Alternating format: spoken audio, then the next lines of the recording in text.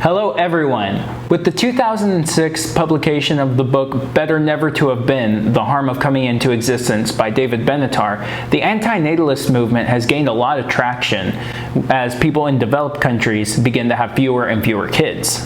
But why is this the case?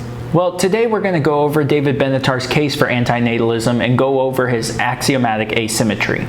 And for brevity, we're not going to go over objections in this video. We're actually going to do that in our next video. Today, I just want to present the argument in the strongest form that David Benatar gives us. So let's get started. I'm Carlos Hidalgo, and this is Phenom Philosophy.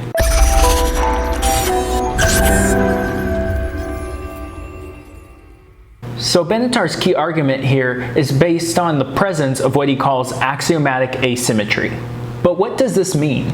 Well, this has to do with the presence and absence of pleasure and pain and has four main points. First, the presence of pleasure is good and the presence of pain is bad. As we can see here, this is a simple assessment of what it means to experience pleasure and pain. But how does Benatar characterize the absence of pleasure and pain? Well, 3 tells us the absence of pain is good, even if that good is not enjoyed by anyone. And then 4, the absence of pleasure is not bad, unless there is somebody for whom this absence is a deprivation. The key here is in proposition 3, which is to say that pain is intrinsically bad, so much so that avoiding this pain is indeed a good thing rather than a neutral thing. Benatar offers us an analogy in support of his axiomatic asymmetry. This is called the Mars analogy.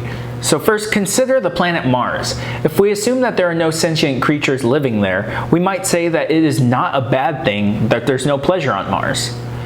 But on the same note, if asked about the absence of suffering on Mars, we might say that it's a good thing that nobody is there to suffer. This analogy appeals to our intuitions about how we think about the absence of pleasure and pain. But wait, how can Benatar make this argument? Shouldn't the absence of pleasure and pain both be a neutral thing?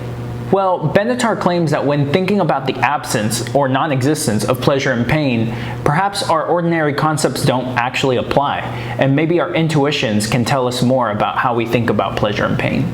Therefore, the Mars example would be an accurate analogy about how we think about absence, and perhaps it's a good thing. Moving on, are there actually any points that can be made to support the asymmetry? The modern philosopher Arthur Schopenhauer actually attempts to offer support for the pessimistic view of pleasure and pain, and we're going to go over 2 key points that Schopenhauer makes. So the first is the preponderance of pain over pleasure, and the second is simply boredom. So first, the preponderance of pain over pleasure. So Arthur Schopenhauer tells us that we are conscious not of the healthiness of our whole body, but only of the little place where the shoe pinches. In other words, we take normal well-being for granted and don't necessarily feel joyful about it. So next, Ken Coates wrote a book on anti-natalism and gives us a helpful example.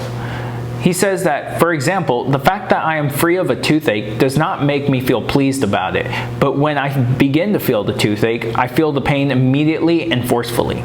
This example makes the same point that Schopenhauer gives us in his preponderance of pain over pleasure. So next, boredom.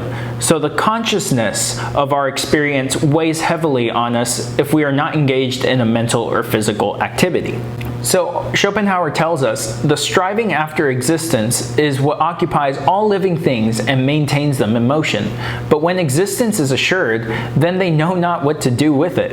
Thus, the second thing that sets them in motion is the effort to get free of the burden of existence, to kill time, in other words. Okay, so what? Sure, life sucks, but is this just an argument for everyone to kill themselves?